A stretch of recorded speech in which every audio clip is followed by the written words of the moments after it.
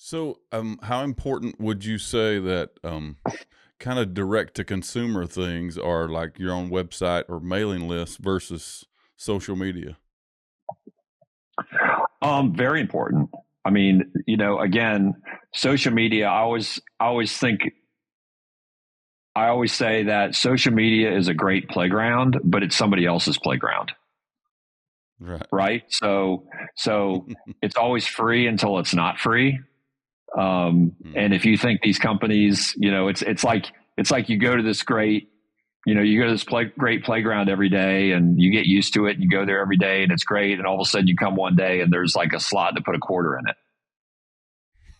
Um, and so, back in the days of Facebook, I mean, I can look at an artist Facebook numbers and go, all right, they had a hit when Facebook was like open.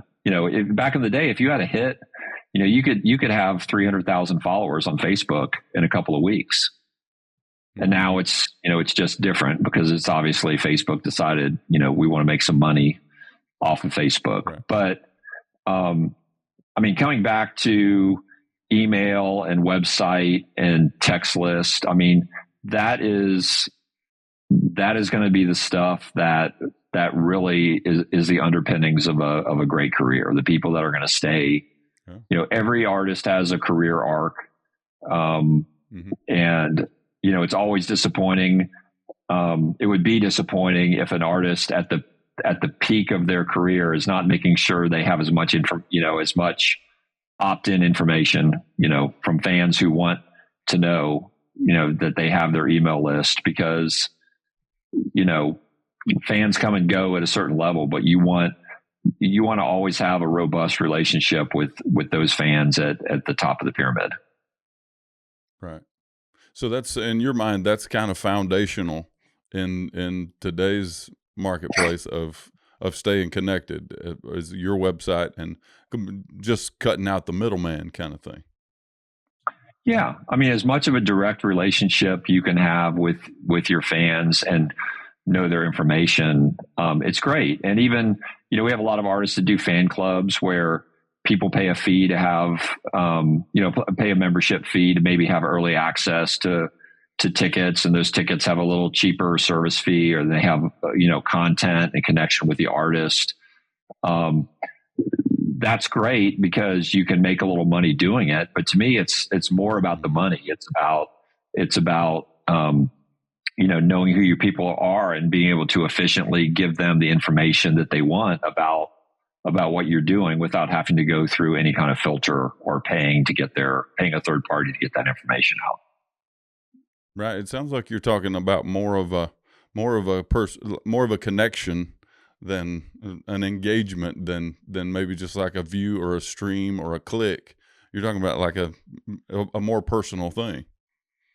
Yeah, every artist is looking for every artist is looking for lifetime fans, right? Hmm. Not just a transactional, and everyone's sort of seen like the marketing pyramid, you know, of at the very, very top of the pyramid, it's like join the fan club, bought every album, goes and sees 3 shows a year, and you want to absolutely know all the way down to the bottom of like, yeah, I think I know, I think maybe like one of those guys, that guy's song came on my playlist, and people Right. have, you know, you know, but if you make a good song and you play a great show and you meet a fan after the show, and you toss their kid a free T-shirt, and they're following you, you've probably generated a fan that's going to be worth hundreds of dollars to your career,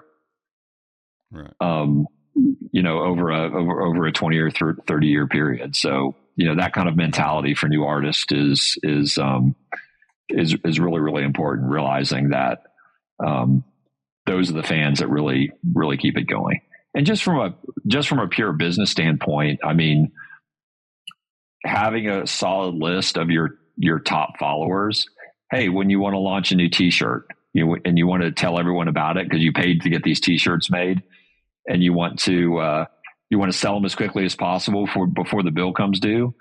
Hey, do I have a mechanism to know who, 5,000 people who are most likely to buy this t-shirt are, so I can, go pay my t-shirt printer bill. It can be as sort of basic as that. Like Right. it is nice, but it pays.